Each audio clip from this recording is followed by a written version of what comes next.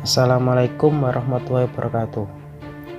Di sini kami dari kelompok 7 akan mempresentasikan tema pada hari ini yang berjudul aplikasi teori permintaan dan penawaran. Yang pertama, masalah jangka panjang sektor pertanian. Di dalam perekonomian yang belum berkembang, sektor pertanian penting sekali artinya. Sebagian besar dari produksi nasional merupakan hasil pertanian dan sebagian besar pendapatan rumah tangga dibelanjakan untuk membeli hasil-hasil pertanian. Perkembangan ekonomi sedikit demi sedikit akan mengurangi peranan sektor pertanian yang besar tersebut. Adapun yang menyebabkan kemunduran pada sektor pertanian dipengaruhi oleh dua faktor, yaitu yang pertama, pertambahan permintaan barang pertanian yang lambat. Yang kedua, kemajuan teknologi yang pesat. Yang kedua, masalah jangka pendek dalam sektor pertanian. Dalam jangka pendek, harga-harga barang hasil pertanian mengalami naik turun yang relatif besar. Harganya boleh mencapai ke tingkat yang lebih tinggi pada suatu masa. Sebaliknya, mengalami kemerosotan yang sangat buruk pada masa berikutnya. Ketidakstabilan harga tersebut dapat disebabkan oleh permintaan dan penawaran terhadap barang pertanian yang bersifat tidak elastis. Sifat ini menyebabkan perubahan yang sangat besar terhadap tingkat harga apabila permintaan atau penawaran mengalami perubahan. Ada dua faktor yang menimbulkan ketidakstabilan harga pertanian dalam jangka pendek, yaitu ketidakstabilan yang bersumber dari perubahan penawaran. Yang kedua, ketidakstabilan yang ditimbulkan oleh perubahan permintaan. Selanjutnya yang ketiga, menstabilkan harga dan pendapatan pertanian. Menstabilkan harga dan pendapatan produsen hasil pertanian. Berbagai negara banyak yang melakukan campur tangan dalam penentuan produksi dan harga. Campur tangan tersebut dapat dilakukan oleh berbagai cara. Yang pertama, membatasi menentukan kuota pada tingkat produksi yang dapat dilakukan tiap produsen.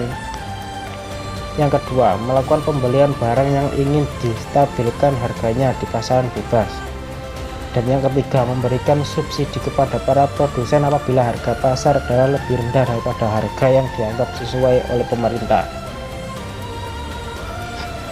Yang keempat, kebijakan harga maksimum.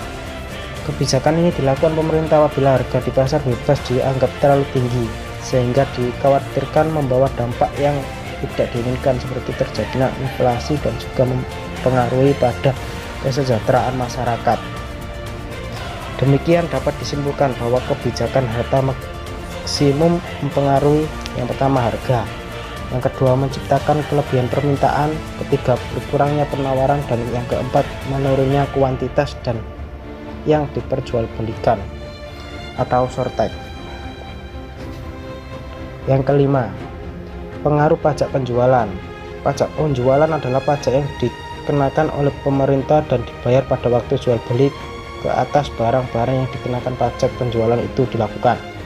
Pada umumnya pajak penjualan dikenakan dalam bentuk suatu presentasi tertentu dari hasil penjualan. Pajak penjualan ini merupakan pajak tidak langsung, yang berarti beban pajak dapat dialihkan kepada pihak ketiga, yang dalam hal ini adalah konsumen. Pajak yang dipungut pemerintah dapat berupa lamsum tax, yaitu besarnya sudah tertentu. Misal 100.000 dapat berupa proporsional tax, yaitu dalam bentuk persentase dari harga, misalnya 5% atau 0,5%. Keduanya akan menaikkan biaya produksi. Dampaknya, kurva penawaran akan bergeser ke atas kalau kurva permintaan tidak berubah. Pajak ini akan menaikkan harga pasar seperti kurva untuk lamsum tax.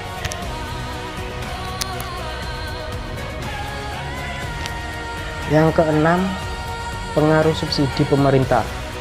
Pajak yang dikenakan atau penjualan suatu barang menyebabkan harga jual barang tersebut menjadi lebih mahal. Sebab setelah dikenakan pajak, produsen akan berusaha mengalihkan beban pajak tersebut kepada konsumen, yaitu dengan jalan menawarkan harga jual yang lebih tinggi. Akibatnya harga keseimbangan yang tercipta menjadi lebih mahal daripada harga keseimbangan sebelum pajak, dan jumlah keseimbangannya menjadi lebih sedikit. Sekian presentasi dari kami, kurang lebihnya mohon maaf. Mungkin ada yang kurang paham bisa ditanyakan. Sekian. Assalamualaikum warahmatullahi wabarakatuh.